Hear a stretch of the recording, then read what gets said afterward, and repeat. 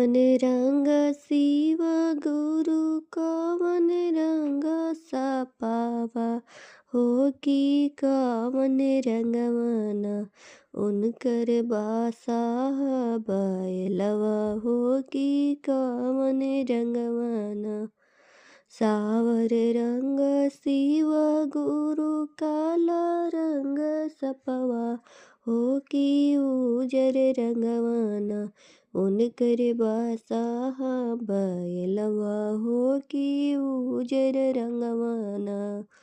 कहाँ बैठी हैं शिव गुरु कहाँ बैठी हैं सपवा हो कि कहाँ बैठी हैं ना उनकर बासाह बैलवा हो कि कहाँ बैठी हैं ना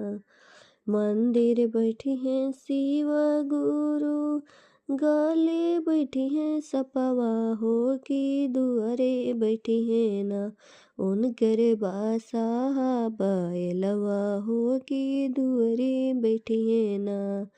का खई है शिव गुरु का खई है सपावा हो कि काई खई है ना उनकर बासाह बैलवा हो कि काई खई है ना